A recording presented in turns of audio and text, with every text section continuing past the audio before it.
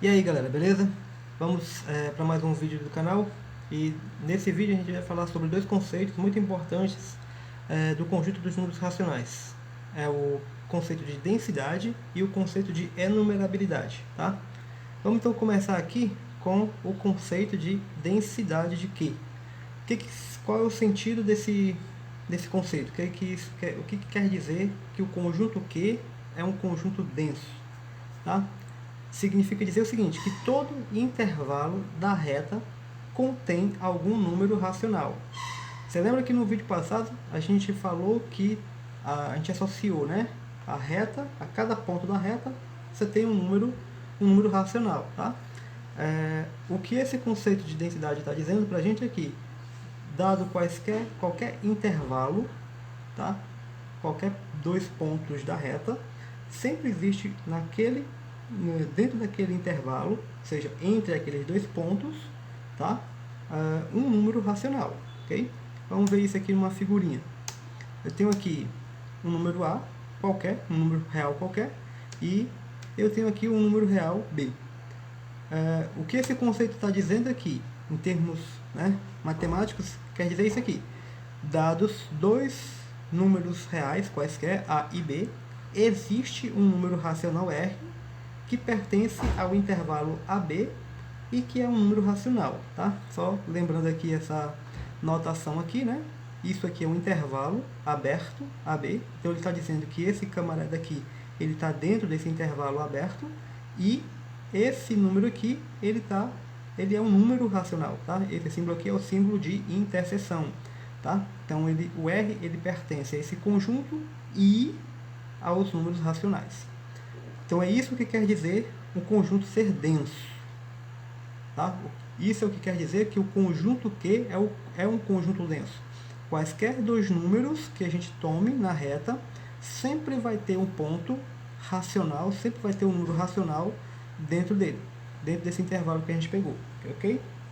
Como é que a gente vai verificar isso? A gente vai tentar agora fazer essa verificação, ok? Vamos lá. A gente vai observar o seguinte, essa sentença matemática aqui. Primeira coisa é observar o seguinte, que o número b menos a, tá, é um número maior que zero. Tá? Estou pegando um intervalo aberto, então o número b é maior que a. Então b menos a é um número maior que zero. Como o número b menos a é maior que zero, a gente pode dizer que existe um número, implica, né? Então existe um número natural, um n natural, de modo que 1 sobre n, ele é menor do que b menos a. Aqui eu vou só chamar esse camarada aqui, ó. Eu vou só chamar esse cara aqui, eu vou chamar ele de C, tá? Então, como b menos a é maior do que zero, a gente pode dizer que 1 dividido por n, 1 sobre n, ele é menor do que b menos a. Ou seja, existe um número n, de modo que 1 sobre n, ele é menor do que esse cara. Por que, gente? Muito simples, né? Porque você consegue pegar um número n muito grande, de modo que n multiplicado por esse cara vai ser maior que 1, né? Isso é óbvio, certo? Você consegue pegar um número n bem grande, de modo que quando você multiplica n por esse número aqui, ó, b menos a, isso vai ser maior que 1, tá? Isso é óbvio. Vamos para frente. Vou pegar aqui uma reta novamente, e nessa reta a gente vai pegar aqui o zero, tá? É a descrição geométrica do que a gente está dizendo aqui, simplesmente.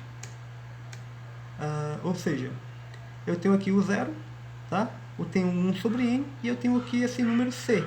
Esse número c que está aqui, tá? É esse cara aqui, ó, tá? O b menos a. Ou seja, é simplesmente uma descrição do que está aqui em cima, tá? Uma descrição geométrica para a gente poder ter poder visualizar geometricamente o que está acontecendo aqui, certo? Então eu tenho 0, o 1 sobre n está maior que 0 e é menor do que c. Agora a gente vai fazer o seguinte, a gente vai pegar a reta, tá? A gente vai pegar a reta numérica, e a gente vai dividir essa reta em intervalos de comprimento 1 sobre n. Então a gente vai pegar a reta, a gente vai marcar lá o 0 e vai começar a contar 1 sobre n, 2 sobre n, 3 sobre n, 4 sobre n, e assim sucessivamente para um lado, tá?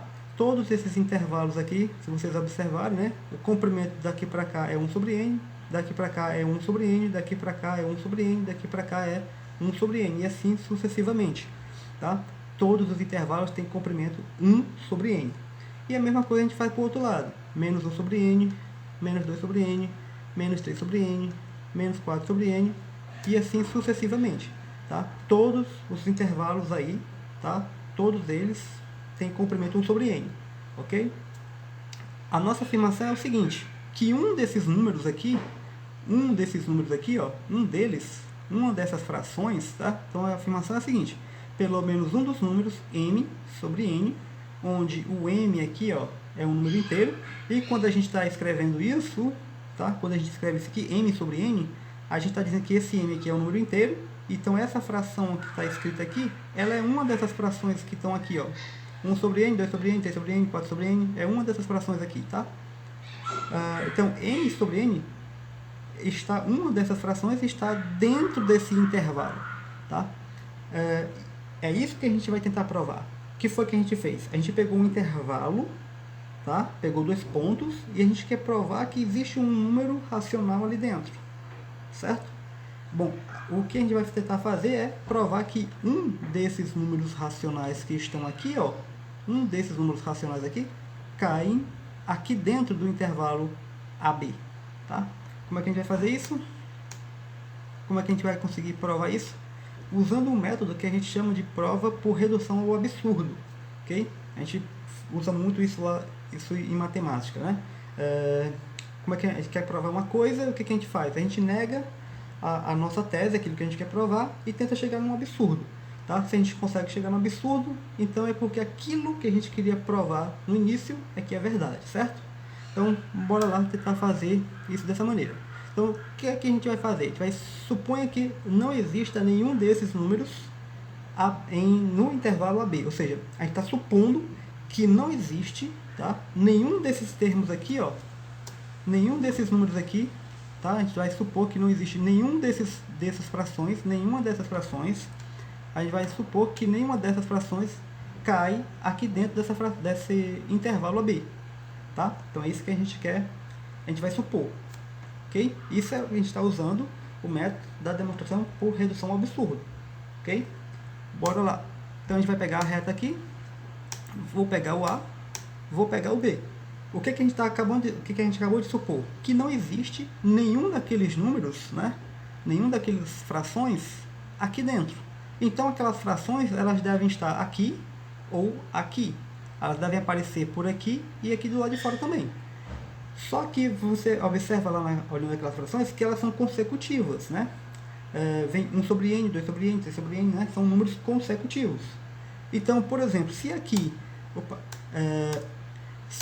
aqui, né, do lado de cá, a última fração que chega é o m menos 1 sobre n, a próxima fração, né, não pode estar aqui dentro, porque a gente está supondo que não existe nenhum número nenhuma dessas frações aqui dentro. Então, a próxima fração, ela tem que cair aqui, ó. Então, a próxima fração, ela tem que estar bem aqui, do lado de fora também. E o que a gente observa é o seguinte, esse comprimento aqui, ó, desse intervalo, daqui para cá, tem um pinche aí latindo, pensa num cachorro nojento. Bom, tem aqui esse comprimento daqui para cá, ó, que eu vou chamar de D. Esse comprimento D, obviamente, ele é maior do que o comprimento daqui para cá, ó, do que o comprimento de A para B. Quanto mede o comprimento de A para B? B menos A, ok?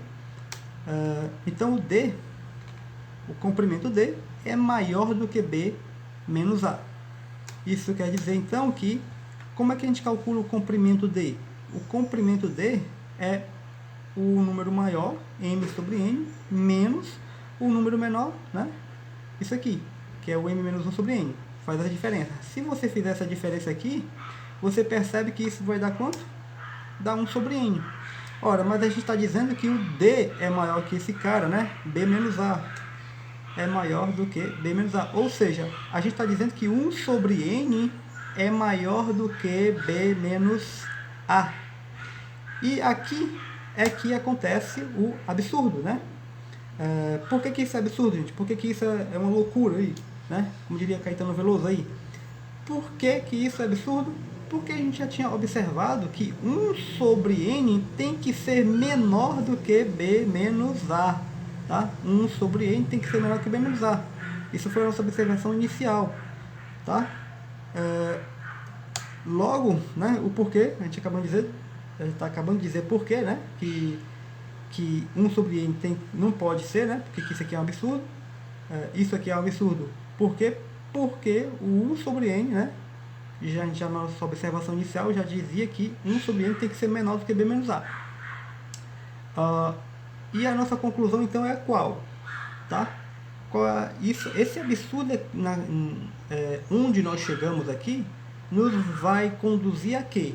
A dizer que sim, tem que existir agora um número entre um número racional daqueles números lá, né? Um desses números aqui, m sobre n, uma daquelas frações, uma dessas frações tem que cair dentro do intervalo AB, tá?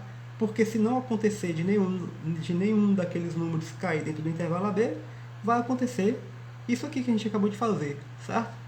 Logo, então, todo intervalo, tá? A gente acabou de verificar aqui, então, que todo intervalo, ele contém algum número racional, ok? Bom, isso aqui encerra a parte de densidade, tá? Agora a gente vai para a questão de enumerabilidade. Vamos lá. O que quer dizer que o conjunto é enumerável, certo? Olha só, o conjunto dos números naturais, basicamente ele serve para duas coisas, tá? Uma é para dizer quantidade de elementos, por exemplo, um fazendeiro, ele sabe quantas cabeças de gado ele tem. Tem, sei lá, 200 cabeças de gado. Então, sim, os números naturais, eles servem para contar, né, coisas, tá? Mas os números naturais, eles também servem para dizer a ordem, né, das coisas, né? Dizer, esse aqui é o primeiro, esse aqui é o segundo, esse aqui é o terceiro. E, obviamente, né, se você está dizendo quem é o primeiro, dizendo quem é o segundo, dizendo quem é o terceiro e assim sucessivamente, você também está contando, né, os elementos desse conjunto com o qual você está trabalhando, tá? Então, assim, ser enumerável, dizer que o conjunto Q ele é enumerável, certo? É dizer o seguinte, é dizer que a gente pode contar os elementos dele, e não só isso, a gente pode dizer quem é o primeiro elemento, quem é o segundo elemento, quem é o terceiro, quem é o quarto, e assim sucessivamente, tá?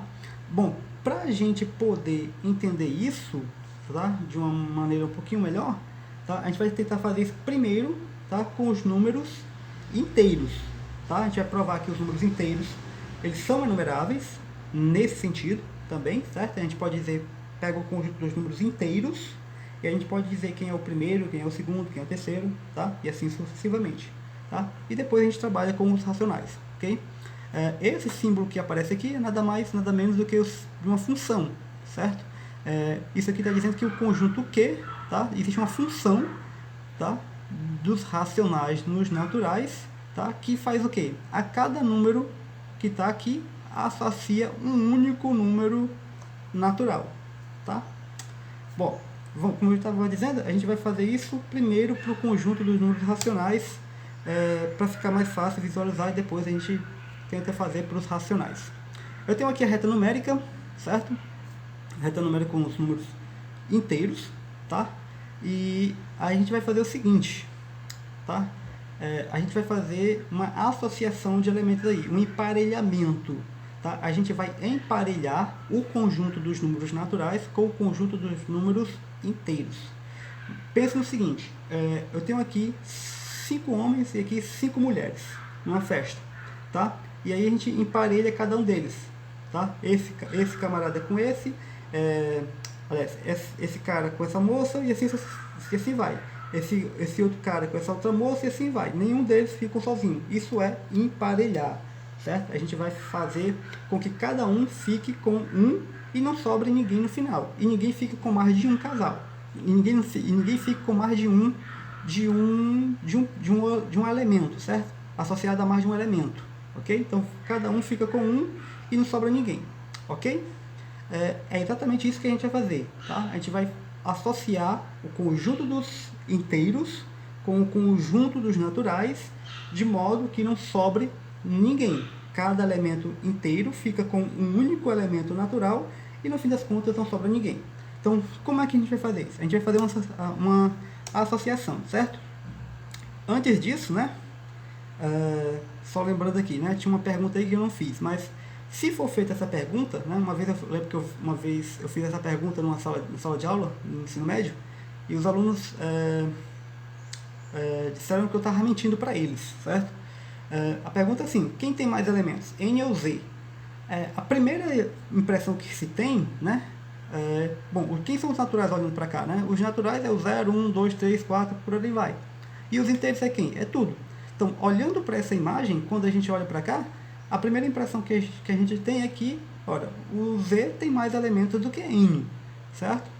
Bom, o infinito ele realmente engana a gente, certo? Na verdade, eles têm o mesmo, não é o mesmo número de elementos, tá? Quando se trata de conjuntos infinitos, a gente não fala de número de elementos, a gente vai falar de cardinalidade. O termo que a gente vai usar é cardinalidade, ok? Então, bora lá para ver como é que a gente vai fazer isso aqui. Então, eu tenho aqui o conjunto, né? A reta numérica com o conjunto dos inteiros, e aí a gente vai fazer a seguinte associação. A cada um desses números aqui, certo? A cada um desses inteiros a gente vai associar um certo número. De que maneira? Eu vou pegar o 0 com o 0 logo, certo? A gente vai associar o 0 com o 0, e a gente vai fazer o seguinte: os números pares, tá? Os números pares, a gente vai associar os positivos.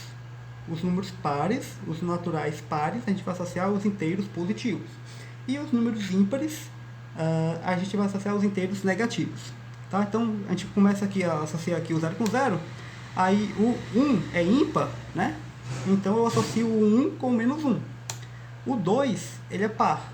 O 2, número natural, é par. Então, eu associo o 2 com o 1. O 3 é ímpar, então o 3 vai com o menos 2. E assim a gente vai associando, certo? O 4 é par, então eu vou jogar ele lá no 2. O 5 é ímpar, então eu vou jogar lá no menos 3. O 6 é par, eu jogo no 3. O 7 é ímpar, no menos 4. E o 8 é par, jogo lá no 4. E assim sucessivamente. Ou seja, o que você observa? Você observa que a gente consegue emparelhar todos os termos, tá? Todos os elementos, tá? Um a um, né? Ou seja, cada elemento fica com um. E não vai sobrar ninguém no final das contas aí, certo? Isso é o que a gente chama de emparelhamento, ou a gente pode usar um outro termo que seria uma função bijetiva entre o conjunto dos naturais, tá? E o conjunto dos números inteiros, ok? Ou seja, o que a gente está acabando de dizer é que a gente consegue dizer quem é o primeiro elemento, quem é o segundo, quem é o terceiro, quem é o quarto, quem é o quinto, tá? E assim sucessivamente, usando esse método aqui, usando essa associação. Então, olhando para cá, a gente poderia dizer que o primeiro elemento, né, do conjunto dos inteiros é o 0, tá? Se a gente descartasse aqui o 0, né, não vai fazer muita diferença, mas a gente poderia dizer aqui que o primeiro elemento seria o menos 1. Quem seria o segundo elemento? O segundo elemento seria o 1, né? O terceiro elemento, o menos 2. O quarto elemento seria o 2, ó, certo? E assim vai, né? Ou seja, a gente consegue dizer quem é o primeiro, quem é o segundo, quem é o terceiro, quem é o quarto, quem é o quinto, e assim sucessivamente, né? Ok? Bom, então, bora lá, bola pra frente. A conclusão que a gente chega é que o conjunto Z e o conjunto N, eles têm o mesmo número de elementos, tá? Na verdade, como eu falei antes, a gente não diz número de elementos, a gente fala de cardinalidade, ok? Agora, com relação a quê? Ao conjunto dos números racionais, a gente consegue fazer a mesma coisa? A gente consegue fazer esse emparelhamento, ou seja, a cada número racional eu consigo associar um número natural? A gente consegue fazer esse emparelhamento, né, termo a termo? Sim, a gente consegue, tá? E aí a gente vai fazer o seguinte: tem uma tabelinha aqui, eu acabei repetindo essa tabela aqui de novo. 1 sobre 1, a gente vai fazer o seguinte: a gente escreve a tabela, certo? 1 sobre 1, 1 sobre 2, 1 sobre 3, 1 sobre 4, 1 sobre 5, 1 sobre 6, e assim vai sucessivamente, tá? Infinito. E aqui embaixo também, 2 sobre 1, 2 sobre 2, 2 sobre 3, 2 sobre 4, 2 sobre 5, 2 sobre 6 e assim vai. 3 sobre 1, 3 sobre 2, 3 sobre 3, 3 sobre 4, 5, 6, 4 sobre 1, 4 sobre 2 e assim vai, tá? Então, a gente tem essa tabela aí. E o que a gente vai fazer? A gente vai traçar nessa tabela aí, bom, primeira coisa, antes da gente traçar o que eu estava dizendo, a primeira coisa é observar o seguinte: dentro dessa tabela estão todos os números racionais positivos, tá? Lembra que aqui é um número racional. O número racional é uma fração de um inteiro sobre o outro, tá? Então, se a gente está pegando aqui, né, 1 sobre 1, 1 sobre 2, a gente está fazendo aqui o produto cartesiano, basicamente é o que a gente está fazendo aqui nessa tabela, é o produto cartesiano de Z por Z, tá? Na verdade, de N por N, tá? Aqui. Então, na verdade, o que a gente está fazendo aqui é pegando só os racionais positivos, tá? Você pode observar aqui que aqui dentro tem todas as frações positivas. Ou seja, a gente tem aqui, então, todos os racionais positivos, tá? Então, a gente vai fazer primeiro para os racionais positivos e aí, por analogia, a gente vai estender para os racionais negativos, tá? Então, a gente vai fazer o que agora? A gente vai traçar um caminho aqui, tá? A gente vai traçar um caminho dizendo quem é o primeiro elemento, quem é o segundo, quem é o terceiro e quem é o quarto. Como é que a gente vai fazer isso? Bom, o primeiro elemento do conjunto, né, vai ser 1 sobre 1. Quem vai ser o segundo? 1 sobre 2. Quem vai ser o terceiro? O 2 sobre 1. Quem vai ser o quarto? O 3 sobre 1. Quem vai ser o quinto? 2 sobre 2. Opa, 2 sobre 2 não pode. Por quê? Porque o 2 sobre 2 já está lá em cima, né? É 1 sobre 1. Então, assim, a gente vai traçar um caminho, tá? Obviamente, dentro dessa tabela aqui tem muitos números repetidos, né? Como você acabou de ver aqui, o 2 sobre 2, o 3 sobre 3, o 4 sobre 4, por exemplo, são alguns exemplos de números que são repetidos, tá? Então, quando a gente encontrar um número que já foi, que a gente já contou, que a gente já colocou na nossa lista, né? A gente simplesmente passa para o seguinte, tá? E se a gente encontrar um outro repetido, a gente passa para o seguinte, até encontrar um que a gente não encontrou ainda, tá? Então, até aqui, o primeiro elemento é quem? É 1 sobre 1. O segundo elemento, 1 sobre 2. O terceiro, 2 sobre 1. O quarto, 3 sobre 1. E o quinto vai ser quem? 1 terço. E assim a gente vai fazendo, tá? A gente vai traçando esse caminho aqui, ó.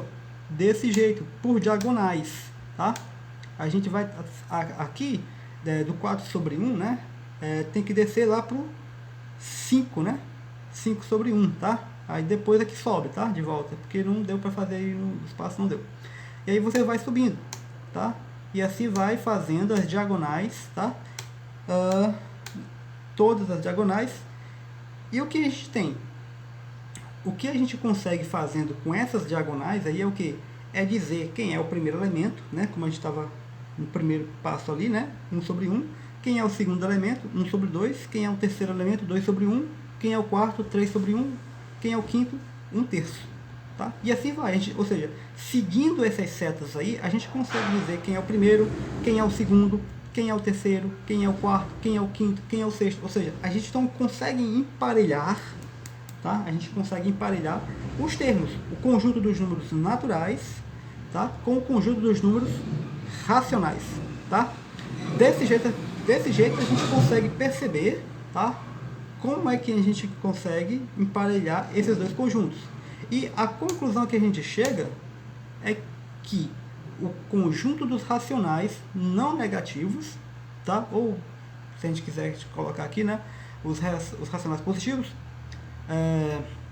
é um conjunto enumerável, tá? E do mesmo jeito que a gente fez, tá? Da mesma forma que a gente fez para o conjunto dos racionais positivos, aqui, a gente também pode fazer para os racionais negativos. A tabela é a mesma, certo? E aí a gente também conclui que o conjunto Q- é um conjunto também enumerável.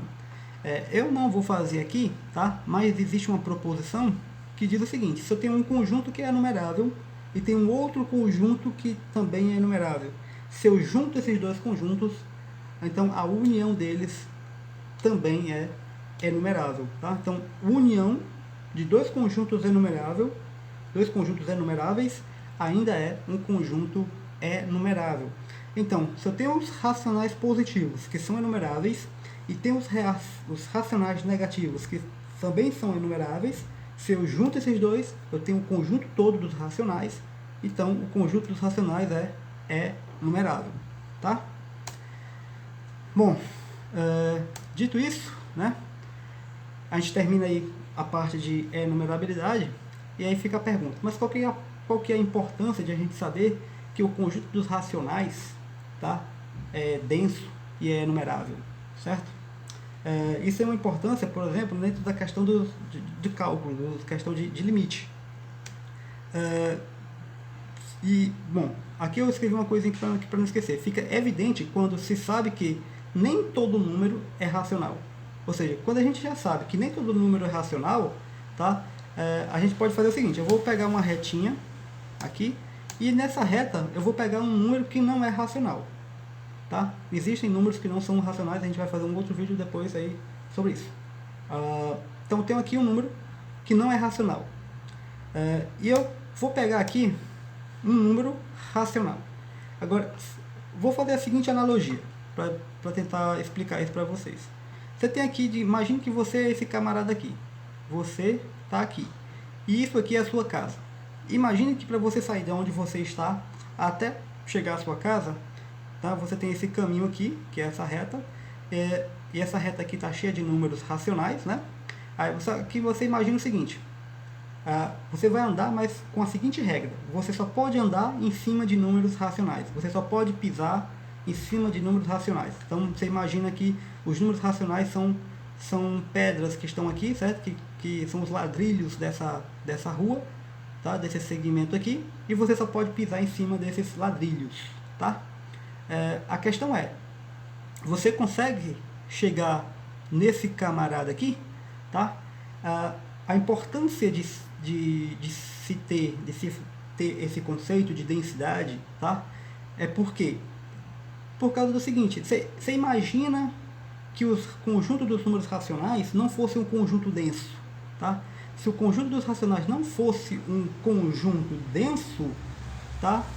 Aconteceria que você poderia ter um intervalo, tá? Aqui em torno do ponto alfa, você poderia ter um intervalo em torno do ponto alfa, no qual não tivesse nenhum número racional, tá? Ou seja, você acabaria andando, né? Você estaria andando aqui, tá? Você estaria andando aqui, você estaria andando aqui, né? Ó, só que em determinado momento você não conseguiria mais avançar. Por quê? Porque não existiriam mais elementos, né? Não existiriam mais termos racionais. Isso se o conjunto, tá, dos racionais não fosse denso. Tá? Então, se o conjunto dos racionais não fosse denso, a gente teria uma limitação para poder chegar perto desse número aqui, alfa. Tá? E isso não é verdade. Por quê? Porque o conjunto dos racionais é um conjunto denso. Então, a gente consegue se aproximar, tá? Dado qualquer intervalo aqui, perto do alfa, imagine, por exemplo, certo? Imagine, por exemplo, que eu tenha esse intervalo aqui, ó. Eu tenho esse intervalo aqui, tá? Suponha que esse número aqui, Rn, que é um número racional, tá? Você está andando por aqui, né? Esse camarada aqui é você. Só que se o conjunto dos números racionais não fosse denso, né? Existiria um intervalo, digamos esse intervalo aqui em vermelho, tá? Esse trecho aqui, não existiria mais nenhum número racional. Aí, como você, que é esse camarada aqui, está andando só sobre números racionais, chegaria um momento em que você teria que parar, você não conseguiria chegar mais e mais adiante, né? Você não poderia ir mais porque não tem mais números racionais para você poder andar em cima, né? Só que isso não é verdade porque os números racionais são densos. Então, se você pegou esse intervalo aqui, você sabe que aqui dentro existe um número que é um número racional, aqui dentro. Se você pegar esse outro intervalo aqui menor, tá? Se você pegar esse outro intervalo aqui menor, tá?